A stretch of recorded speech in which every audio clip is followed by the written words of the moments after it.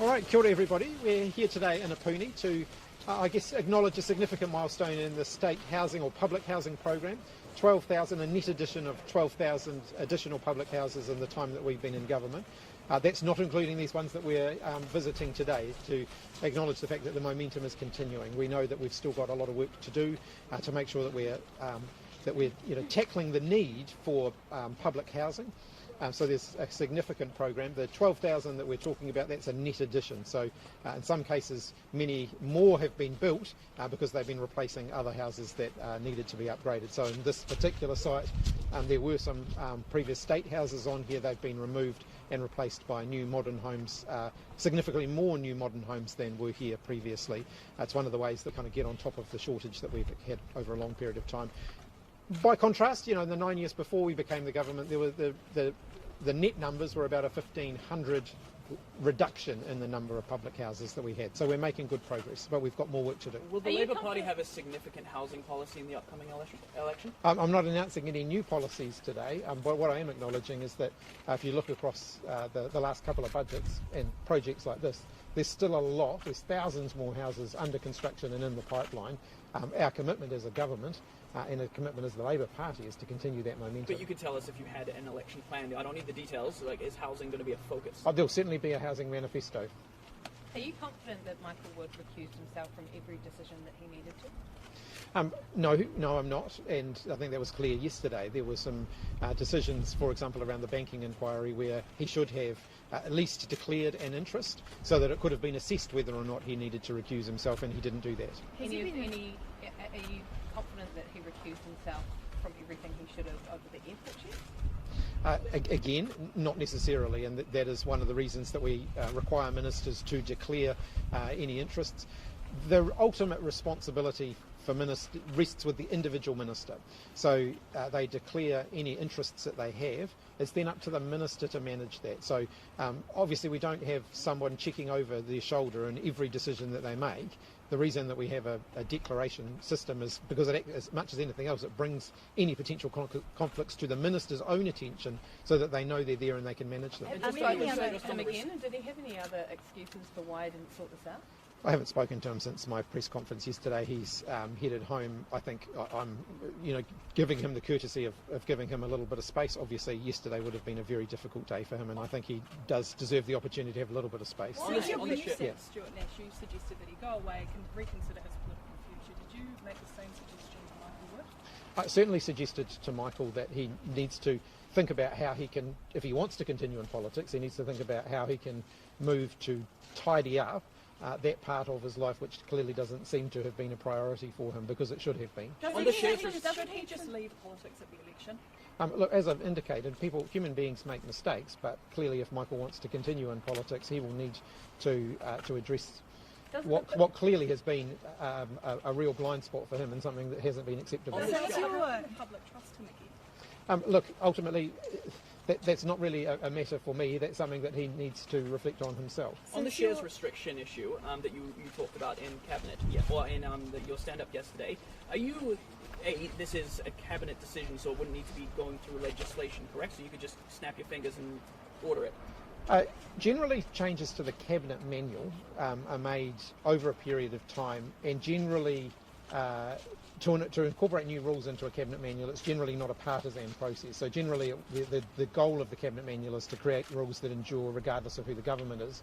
So one of the processes that we would go through is obviously consulting the opposition. If we were going to change the Cabinet manual, for example, I'm quite encouraged by the fact that the Leader of the Opposition seems to indicate that he also agrees that there could be further change in this area, so we might be able to do that relatively quickly. So is there scope to do this before the election then? Well, I'm awaiting the advice, but if there's a bipartisan agreement that we think that ministers should have to divest themselves of shareholdings in order to be ministers, or when they become ministers, then we may be able to move reasonably quickly in that area. Did Michael Wood mislead the Cabinet? What was that? Did Michael Wood mislead the Cabinet? He certainly did not disclose interests which he should have. Yeah, but right back well, did he mislead the Cabinet Office then? Are you seeking an explanation for that? Do you want him on your team? I've asked him several times about that, and as I've indicated, he hasn't given me a real explanation for why he was saying he had divested them when he hasn't. Since your press conference yesterday, has there been any other decisions he was involved with that were either an actual or a perceived conflict of interest? None that have been identified thus far. A couple of questions on China. We heard in a couple of days. What's your takeaway from the Blinken summit in Beijing? Look, I think we're doing something on China after this, and I haven't had a chance to just get the latest, download from the conversations that have been happening there, which I'm intending to do before we do so can we just hold the questions on China for a little bit, and then I'm certainly happy to come back to them. Just one more. Yeah. Do you agree with US President Joe Biden's assessment that Xi Jinping is a dictator? No, and the form of government that China has is a matter for the Chinese people. In the House yesterday during... Do they have a say? If they wanted to change their system of government, then that would be a matter for them. Would they? How would they do that? Well, that would be a matter for them. In the House yesterday, during the debate on the alleged offending that went on within Oranga Tamariki, Kelvin Davis made a comment calling Christopher Luxon Mr. Tesla. Do you think this was an appropriate time to be politicking like this? I think the situation in Oranga Tamariki is a serious one. I think it's important that we take it seriously. I understand that Kelvin Davis has indicated that he didn't think he got his tone right in that debate yesterday.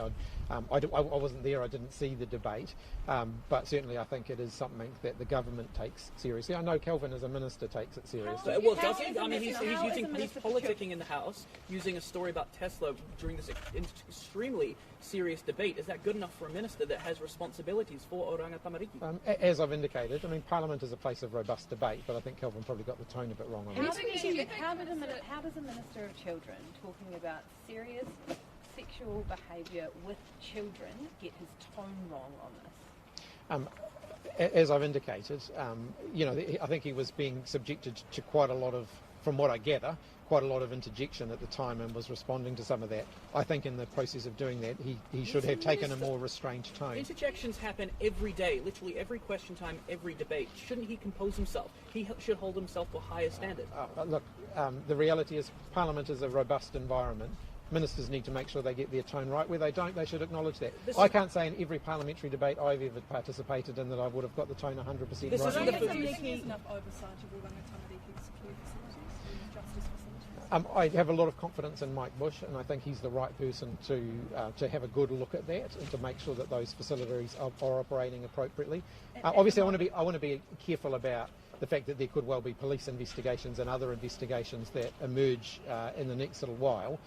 Mike Bush, I think, is the right person to make sure that Oranga Tamariki are tidying their house up, while also making sure that if there are any criminal matters, that the police can do their job as well. One of the things that it took the Children's Commissioner to make a surprise visit to a youth justice facility for the second instance of staff member who's behaved inappropriately towards children, for that to come to light? I think it will depend very much on what happens next as to whether these were isolated incidents or whether they are part of a broader pattern. Obviously, there are a number of people who work in these facilities. It's important that if there is a broader pattern that needs to be addressed, that it is.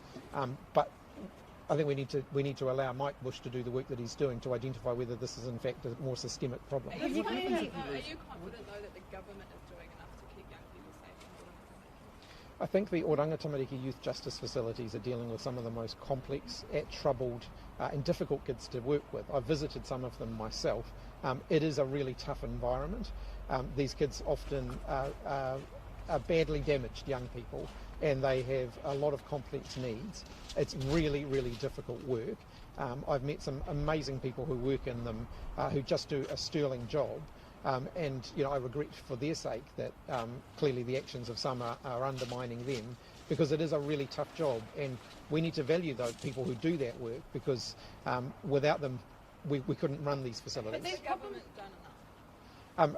Like I said, the reform process around Oranga Tamariki is an ongoing process. It is a tough nut to crack. One of the challenges, is making sure that we are attracting the right people and that we are recruiting people, and that has been a challenge for Oranga Tamariki. We're working hard to train more social workers, for example, because we know we've got a nationwide shortage of that, and Oranga Tamariki are at the forefront of what that looks like. It is a really tough job they've got. One of the questions that couldn't be answered yesterday was whether or not the people who have been stood down were vetted before they start their jobs. Is that good enough? That's a question for Oranga Tamariki. I don't know the answer to that. Don't you want to know the answer? Of course I do, and I'm confident that Mike Bush will absolutely be the right person to get those answers. He was in the Minister for a long time. Do you think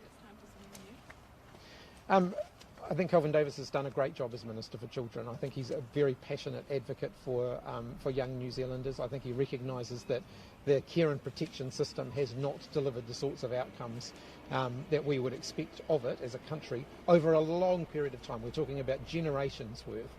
That takes a while to turn that around, but I know that Kelvin is very passionate about doing that. Yes. There was What a happens goal. if another minister gets sacked or needs to resign before the election? Do you need to go to the polls early? Can you sort of limp on with a cabinet of 18? I've got an incredibly talented cabinet and a talented lineup of backbenchers. The reason I've not elevated another one of those really talented backbenchers to the ministry is because we literally are only 8 parliamentary weeks away from an election campaign. Are you absolutely confident that you're not going to lose another minister next month? Like I said, I deal with issues on a day-to-day basis as I encounter them. Ministers certainly know what my expectations are. If you have to lose another one, though, you lose the. If you have to lose another minister, you lose the confidence of the public, though, don't you? And at that point, do you look? Well, ultimately, that's a question for the public. Everyone gets a vote in a general election. I'm intending to put forward a very strong and compelling case for the re-election of our government. So at the you're election. still, there's no chance of a snap election. It's still October 14th. We've already set the date. The wheels are already in motion. There will be an election on October the 14th. Like you said, the Yes. wheels are coming off the the bus. issues that you've had to deal with since becoming Prime Minister actually happened before you became Prime Minister, and you've been left to mop them up. Look, I can only deal with the situation that I've got in front of me. I like to think that I act decisively, but that I follow a fair process in doing that. Is it a coup for New Zealand to get the court to go to China? I think it's a very positive sign that our relationship, that our relationship is valued on the China side as well as it is on the New Zealand side. How often do you talk to Jacinda Ardern? We catch up from time to time. She's obviously doing some work for me as the special envoy around the Christchurch call. That's been the subject of the last couple of conversations that I've had with her.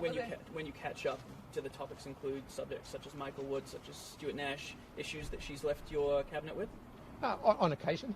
Are you going to catch up with her when she's in the Beehive today? What was that? Are you going to catch up with her when she's in the Beehive today? No, I'm aware that she's in Wellington today, but I'm not going to get a chance to catch up with her, no. What do you say when you talk about these issues that have been left there? On occasion I have called her to find out what she knew about a particular situation, because often you ask me what she knew about a particular situation, so I like to be able to answer that if I can. Can the government do anything to avoid the tertiary education cuts that are coming on to the system at the moment? I think there are two things. One, I want to acknowledge it's a difficult time for the universities in particular. That's a combination of forces. Obviously there's increasing costs which they have to grapple with, but also we have seen, because of the strong labour market, there is a decline in enrolments in all of our universities except for Canterbury, and that is something that the universities have to adapt to. In terms of the other major part of the public tertiary system, Te Pukenga, there's obviously a massive system shift going on there between people doing off-the-job training through polytechs and people doing on-the-job training. We're seeing huge growth in on-the-job training, and some of that's coming at the detriment of the off-the-job training. So they're having to adapt to that, and that does mean disruption. Forecasts are for unemployment to rise, meaning more people will go to university because they can't find a job. So in many cases, these universities are going to have to rehire people they've fired to deal with more enrolments. Like, that just seems... Forecasts are forecasts, but the reality is there have been many occasions in the last 4 or 5 years where forecasts of unemployment rising have been there. If the tertiary education system had banked on those, they would have got it badly wrong. So they have to deal with a combination of reality, whilst also making sure that they've got the capacity to deal with future growth if it eventuates. You go to China, you're going to be using Chinese translators. When you're in China, Victoria University is cutting Chinese language courses. It just seems so short-sighted. That's a question for the university. As a former student union, does that sit uncomfortably for you, those cuts? I really value tertiary education, and I value a university education. I was the student president on the Victoria University Council the last time Victoria University went through a major, restructuring, cost-cutting exercise.